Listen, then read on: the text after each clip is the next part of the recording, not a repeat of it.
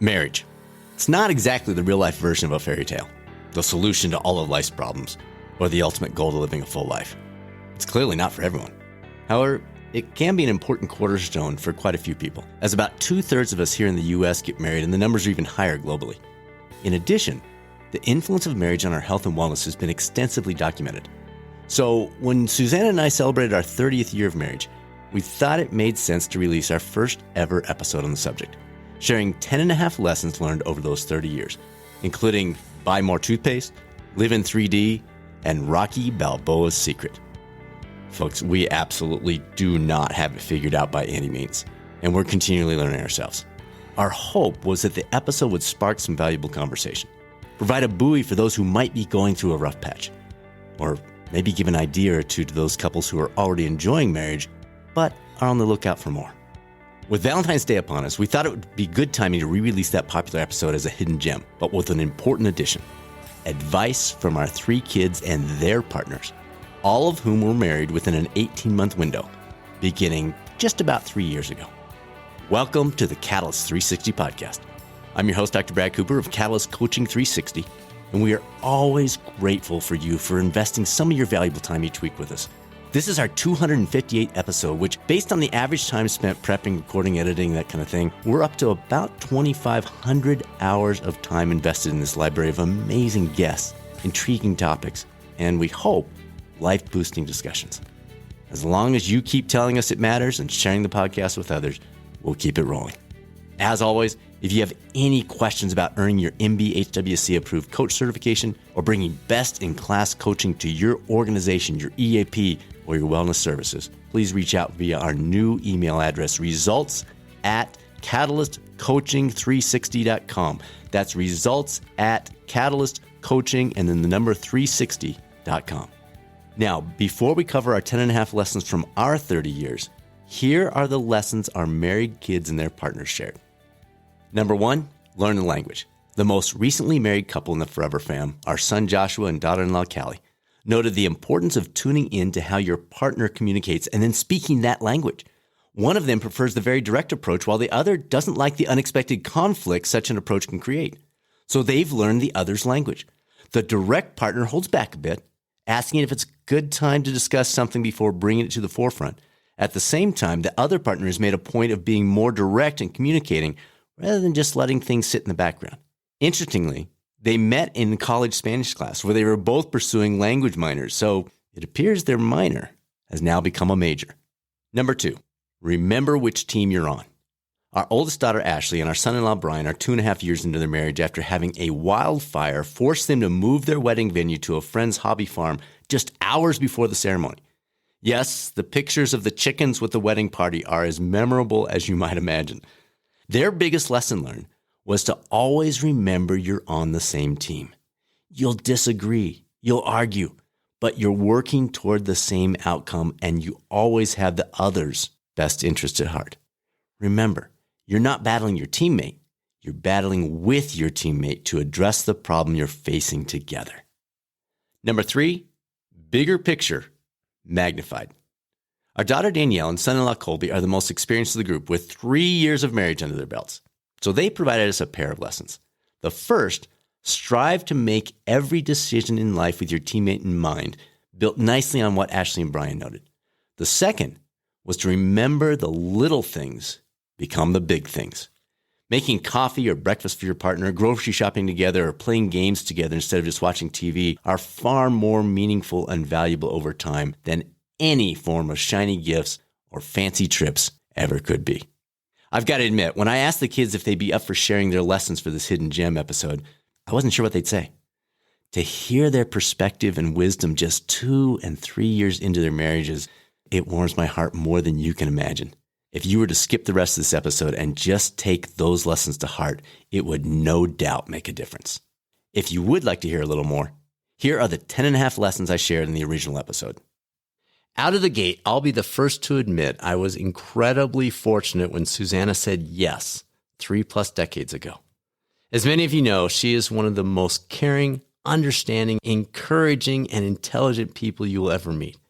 There's no doubt at all that I hit the lottery on October 24th, 1992, when the woman with the most beautiful smile I'd ever seen agreed to walk through this life with me.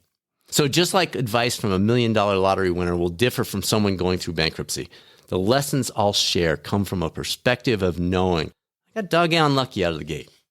Even so, we've had plenty of ups and downs, roadblocks, and bumps along the way from which to learn. Given that, here are 11 lessons I've learned over 30 years of marriage that you might not typically hear from a marriage counselor or a book on the subject. Number 1, buy more toothpaste. That's right, buy more toothpaste. Early in our marriage, we quickly realized our toothpaste habits differed quite a bit. While I like to keep it clean with the top screwed on, Suzanna preferred the more relaxed top-off style, creating a little more crunchiness to the toothbrushing process. After a few months of biting my tongue and some crunchy toothpaste, I said something. Rather than getting defensive, she fixed it immediately. No, she didn't adjust her approach to do it my way. She just bought us each separate tubes of toothpaste, an approach we've continued to this day. Problem solved with a little creative thinking and an extra tube of toothpaste. It was a great reminder, one that we've extended into many other things, that often there's a simple, easy, and cheap solution right there in front of us. Number 2, create and update the vision together. Like most couples, Suzanna and I have different goals, perspectives, schedules, preferences, and on and on and on and on. But our broader vision, our target destination for our lives is aligned. Separate paths and pursuits, one life together. But that doesn't happen organically. 2 lives completely aligned on the wedding day that ignore the common vision and veer off just a degree or 2 each year can wake up years into marriage and wonder, what happened? Who is this person? How do you create the common vision? Like so many other aspects of marriage, it doesn't happen on its own. We have to be intentional. For us, our family and our faith are core to our vision as a couple.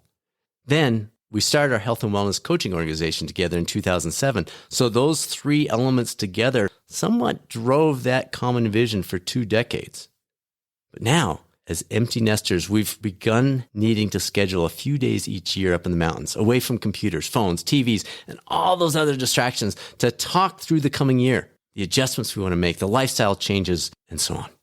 It often is pretty darn tough to get it on the calendar, but it is always so worthwhile to do so, and something we probably both wish we would have started much earlier in our marriage. Even if you can't get away to the mountains for this one, it's worth creating some version of this distraction-free, vision-driving annual time together. I can promise you will not regret it. Number 3, take the big D off the table. And I'm not talking about Dallas. While nobody goes into marriage planning on divorce, taking it off the table entirely can create a valuable mindset shift. A few months after Suzanna and I said our vows, promising forever, I must have said something about, if we ever get divorced, in a conversation. I say I must have said something because I remember clearly getting my first stern lecture as a husband shortly thereafter. Suzanna clearly and concisely told me we would not be using that word in our family. It was not under consideration, and it would not be part of our vernacular as spouses or as parents. It wouldn't be used as a threat or a possible alternative. We were in this together for good. We made a decision right then and there the word divorce would be left off the table. Now, clearly, we both understood and understand there are situations where divorce is necessary. And many of you have been through that painful process for reasons outside of your control. We get that. However, as a general rule, when we act as if something will exist for 50 years, we view it and we treat it very differently than something that's easily replaceable. Next up is a trio that I call living in 3D: dating, debt, and dinner. The 3 Ds of dating, debt, and dinner seem unrelated, but they're actually quite similar in the way they play themselves out. Well, let's start with dating. Dating is about continuing to carve out special times together. It doesn't have to cost money. In fact, it could just be a picnic dinner down at the local park. But it doesn't happen on its own. Dating involves purposeful action over and over and over for decades. If you have children, it's easier just to skip the dating and save it for when the kids get older. Our kids are all now in their mid-20s, but when they were young, it was tough to find a sitter we trusted and could afford. Peel out the time from our already busy lives and be intentional about blocking out an evening for just the two of us.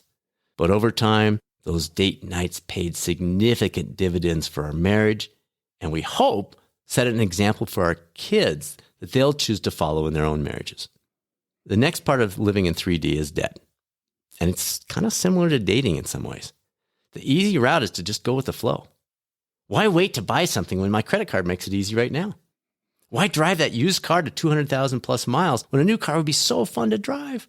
Why make healthy, less expensive meals at home or pack a lunch for work when the restaurant's right there? When we first got married, we, like many of you, had some hefty student loans from grad school. But we knew that would be a limiter and a stressor later in our lives. So we watched every penny, literally. Concentrate our efforts on those loans. And before our first child made her way into this world, the debt was a thing of the past. Those patterns extended beyond the student loans. We always bought used cars, drove them into the ground. Our first house was small and needed work, but it minimized our debt.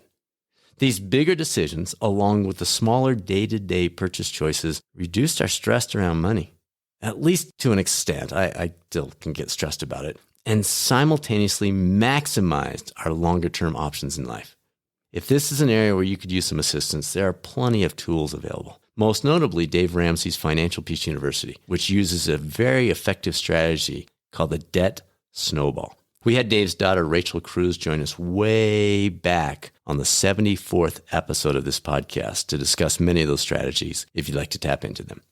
The third part of living in 3D is dinners. Just like fading dating and growing debt can happen when we're just not paying attention, potentially the most valuable hour of our day for our marriages, the dinner hour, can get pushed aside by busy schedules, TV shows, social media highlights, and so much more. Suzanna and I have seen almost every aspect of our lives change over our 30 years together. But dinner together with no TV, no phones, no other distractions, almost without exception, is not one of those. Your schedules may not always allow for this one, but if it's possible, even a few nights a week, please consider making this a priority. Number 7, tap into Rocky Balboa's secret. In the original Rocky film, the marriage philosopher Rocky Balboa is asked why he and Adrian are together as they seem like such a mismatch. With an eloquence few others can mirror, Rocky simply answers the question by saying, gaps. Adrian got gaps, I got gaps. Together, no gaps. For those of you who know us, you know we are very different from one another, and we both have significant gaps, as we all do. Those gaps provide two options. We can focus on one another's gaps and wonder, what is wrong with her? What is wrong with him? Or we can remind ourselves that if we're both the same, one of us isn't necessary. In all aspects of our lives, from our marriage to being parents to 3 amazing kids, or as co-founders of a business created to hopefully make this world a better place, it is incredible the way in which our apparent differences, extreme differences in many cases, have filled one another's gaps. Anytime Suzanna's approach doesn't make sense to me, and probably even more often when mine don't make sense to her, it's always worth revisiting Rocky's words of wisdom. Number 8, sing along. I absolutely love music, and it plays a significant role in my life. Since the day I met her, Suzanna has been the main character in thousands of songs as I sing along without a care in the world about who hears me. And don't worry, it's usually alone in my Jeep. From Chicago's You're the Inspiration, to Jordan Davis's Next Thing You Know, Queen's You're My Best Friend, James Taylor's Whenever I See Your Smiling Face, and everything in between. I'm singing about Suzanna. Is that kind of sappy? Absolutely. Am I a bit of a hopeless romantic? Probably. But isn't that part of the fun? Yeah, life is difficult. It's filled with struggles and sadness, disappointments and tragedy. But why not let our marriage be one ray of sunshine in the midst of it all by mentally putting our own spouse in the leading role of that song we love over and over and over again? Do you remember being engaged? I don't know about you, but I could not stop thinking about Suzanna, and I have the journals to prove it. Of course she had and has her flaws, but frankly, not as many as me. And I sure didn't notice them. Why not extend those engagement feelings throughout our lifetime together? Number 9, guard trust with great care. A few years into our marriage, I began traveling a bit more frequently for work.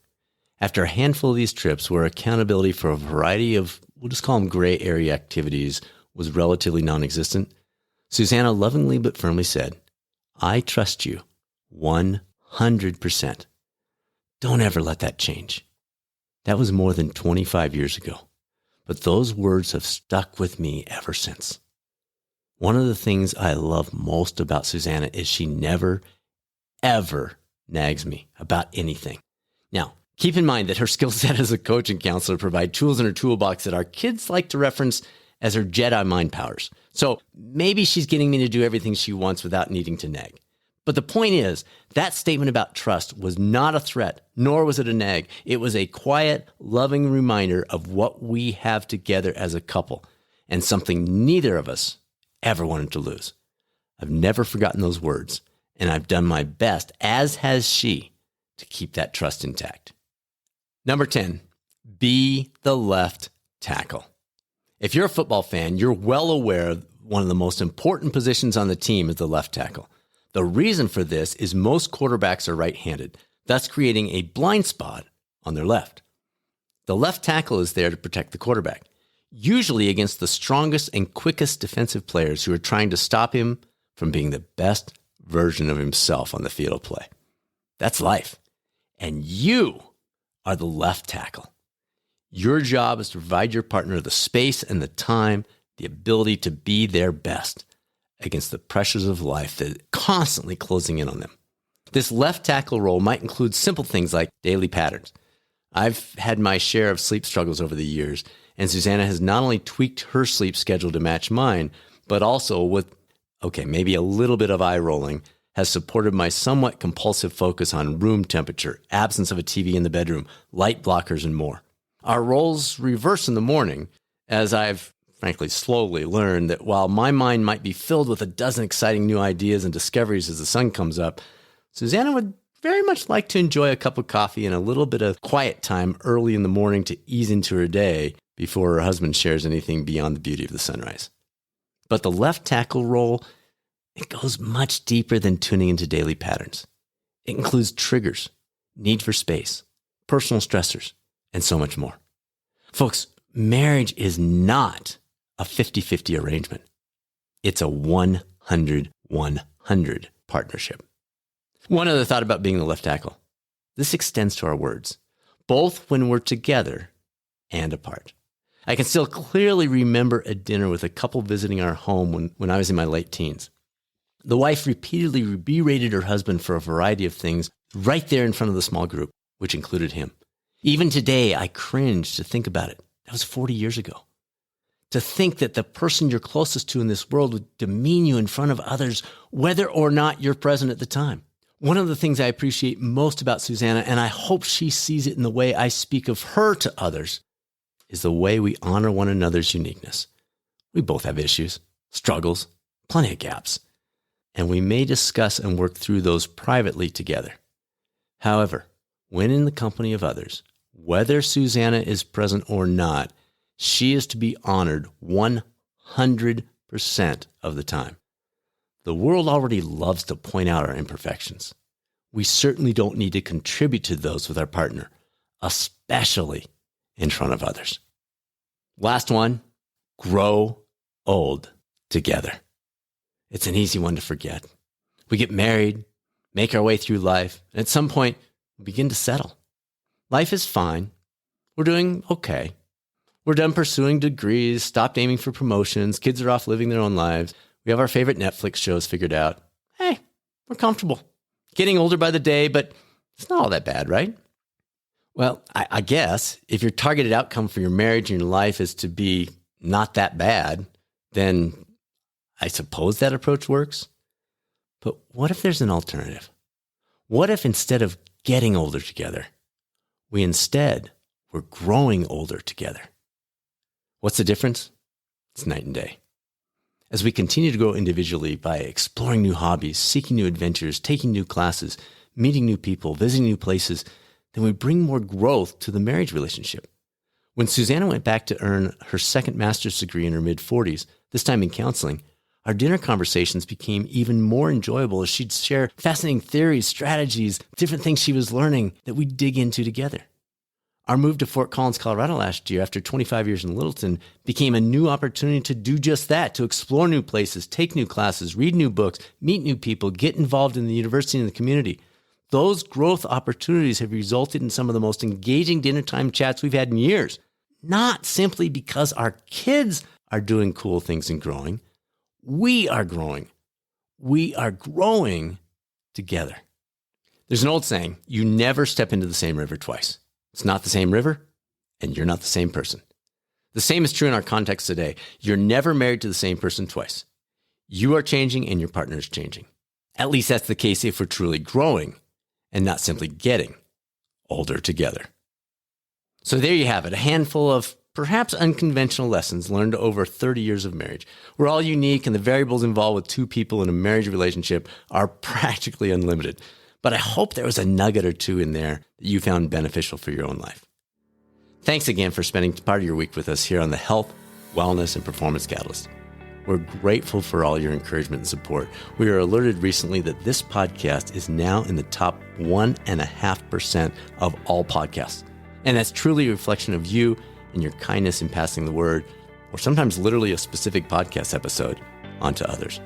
We hope this becomes one of those episodes that you see value in sharing. As always, if you have any questions about pursuing your certification as a health and wellness coach, integrating nationally board certified coaching into your organization to support your employee team members' physical, emotional, or mental well-being, or if you're already a coach and you're looking to tap into the support of the Catalyst community, we're here for you. Reach out anytime, results@catalystcoachinginstitute.com, or you can find additional resources on the website at catalystcoachinginstitute.com. And now, it's time to be a catalyst. This is Dr. Brad Cooper of the Catalyst Coaching Institute signing off. Make it a great rest of your week, and I'll speak with you soon on the next episode of the Health, Wellness, and Performance Catalyst, or maybe over on the YouTube coaching channel.